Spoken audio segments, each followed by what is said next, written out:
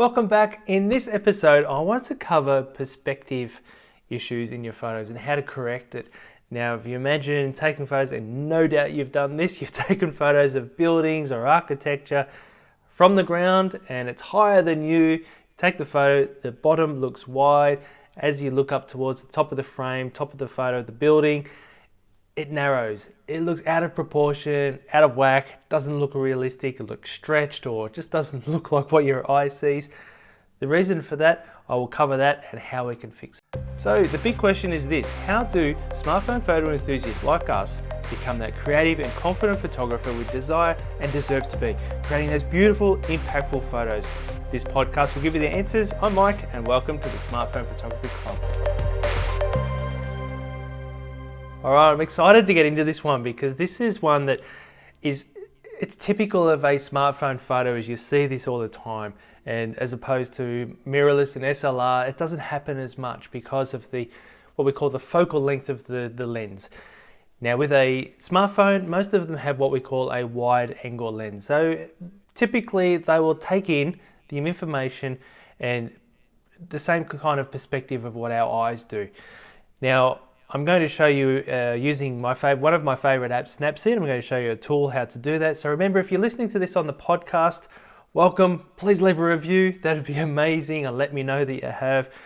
You can also see this on YouTube, and in there, comment, follow, like, all that sort of thing. Hit the bell, all that, and let me know if you like this episode and what else you would like me to feature in future episodes.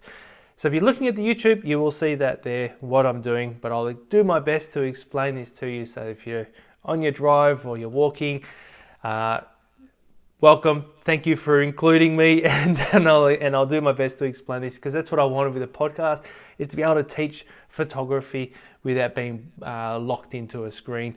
All right, so I have a picture here in front of me. I'm going to bring this up on the screen, and I will have to turn that around. Okay, turn it around so it's horizontal. Bring myself up in it, in the photo. There we go. All right, so I have this open in Snapseed. Now the tool I'm going to be using is called perspective, because we're correcting this perspective. It makes sense, doesn't it? All right, so depending what device or even what orientation, it will either be a pencil or it'll be the word tools. Okay, so if I turn that around to vertical, it turns into the word tools. All right, so the tool we're looking for is perspective. Okay, now let me explain firstly is how does this happen? So with a wide angle lens, what it does is it's trying to take in all the information and compress it into a 16:9 or 4:3 photo. It's a lot of information to compress, and when it compresses it, it actually creates this distortion. Now, a wide angle lens, objects that are closer to the lens look bigger and further away look smaller. No doubt you've seen an amazing sunset, pick up the phone, go to take the photo and go, it's tiny, like it's so far away, it's ridiculous. And the other example is taking selfies or photos of other people, and what will happen is their nose will look really big, the facial features are big, and then the ears are small and wrapped more around the back of their head. That's what happens with a wide angle lens. And with buildings, because the bottom of the building is closest to you, it's big.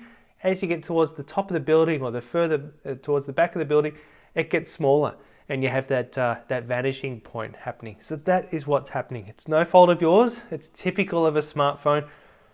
Two ways we can fix that. One is using a portrait lens or a 2x lens, or using the 2x if you have that feature on your phone. That can reduce a lot of it.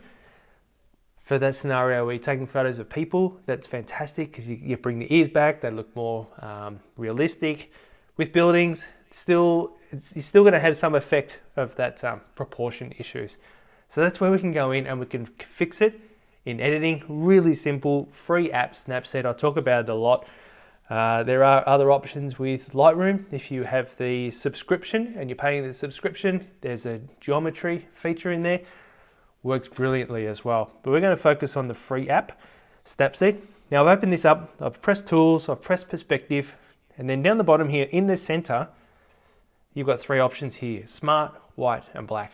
I'm going to select Smart, and I'll explain in a moment why that is, what it does. Okay, now we go back over, press on the tool. You've got tilt, rotate, scale, and freeform. Rotate is basically correcting the horizon, that sort of thing. That's all it does, it tilts it. Scale will actually make it zoom in and look bigger or smaller. Tilt is the one we want, and I'll show you freeform as well. So tilt, this is really cool. Another alternative app to do this is called Screw It. Yes, that's what it's called. It's SKWRT, and it has another inbuilt app purchase called Four Points or Four Corners, I can't remember. Prior to an update with Snapseed, where you now have this option, that used to be my go-to app. Has some tools extra, like fisheye correction, that sort of thing, so it's still a fantastic app. Snapseed is what we're using here. Once we're in the tilt, there's two options, and you can see the little icons there. You can swipe up and down or swipe left and right. When you swipe left and right, what that does is that changes the perspective, and it looks like you've tilted the angle and you're taking it from more of an angle to the right or more of an angle to the left. And what it does is it stretches the opposing side. So if I move my finger to the right, what happens is the content on the left side of the screen looks bigger, gets bigger and stretched bigger, and the content on the right side of the screen is squashed and looks smaller. So it looks like you've actually moved positions. It changes that perspective. Sometimes that can be really cool and handy. Other times, the one that I use quite often is the up and down. And what it does is it makes it look like you've basically got on a ladder, and you're walking up the ladder, and you're actually moving the smartphone up higher on the ladder, and you're getting a higher perspective, because it just kind of stretches the top, makes the top look bigger, and makes the bottom of the building look smaller and more natural, more what your eye sees. So if you're watching YouTube, that's what I'm doing now. I'm going to swipe down, and what happens is you actually, as you've got your finger on there and you're swiping, you have an overlay of grids, all these lines, and they're fantastic because where there's some existing lines in the photo, you can use that as a reference point and go, okay, yeah, cool, that's now looking straight. So here I've got this church, I've got the front right corner, I've got the edge of the brickwork, which is supposed to be vertical, and things that are supposed to be vertical, like a lamppost, or not so much a tree, but structures where your eye and your perception knows that, hey, that should be straight. When they're not, it just looks wrong, no matter how good the image is. So this edge of the brickwork, we know corners of buildings are supposed to be straight. So that's what I'm looking at here. I'm going, okay, stretch that, perfect. There we go, that looks really good. Now what's happened is as I've stretched it and I've tilted, some of the corners have gone black. And what's happened there is it's pulling in all the pixels of information, it's compressing and pulling them in towards the center of the photo, and it's leaving those areas where there's nothing left. So what it does, remember at the start we went and selected Smart Fill. It's really cool. It goes and looks at what the edges of those areas that it's pulling in from and goes and fills it in. So you're not actually losing any content, which is really, really cool. And you'll see as we go up the top, you'll see exactly why. So there's the cross at the top of the building, okay? And if I need to swipe and change that, we don't lose it. It's right on the edge of the frame. No matter what we do, we don't lose it. It doesn't crop. It's fantastic. So okay, I'm going to concentrate on that corner. Okay, the corner of the building. I'm just focusing on that one line. That looks good. That's now straight. But what happened is the back of the building is now crooked. It's not straight. So that's where we go back into the tools. We go to free for freeform. All right, this is really cool. Sorry, I'm just so excited because when I first discovered this, it's like, oh, on a phone, you can do this. So now what we can do, you've got the four corners. You can actually grab one of those corners with your finger and you can drag it, and you can drag it out to the right, make the whole building look like it's falling over. So you can drag left and right, but you can also drag down as well. So you can drag the other corner, drag that out, drag it down, and just fiddle with those two top corners, moving them around in circles and doing whatever. Just play around, and then we can make it look spot on. Make it, and even the bottom, if you need to, drag the bottom up. And then what's happened is the top, we can see here, because I've squashed those top corners and I've squashed the whole building to try and correct the back corners and make those straight of the building. What's happened is I've ended up with a lot more sky. It's added a lot more sky. It's just copied what was there and replaced it. So if I go to the before and the after, it continues to blow my mind what it does.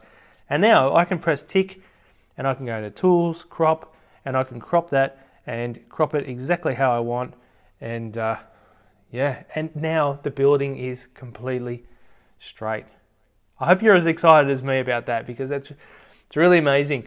In my free course or free video series where I talk about I think it's video number 4, my 6-step photo editing process, I use the perspective tool here to straighten, because it does the same thing. It can intelligently fill in those areas that are left blank, and it's done the same thing with this, and it's really, really cool.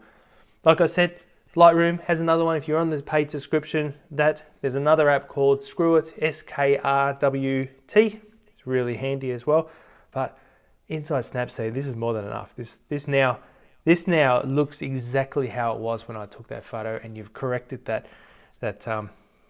distortion issues that we typically have with a wide angle smartphone lens. It doesn't look like a smartphone photo anymore, and that's amazing, isn't it? So thanks for joining me, and I will catch you next time.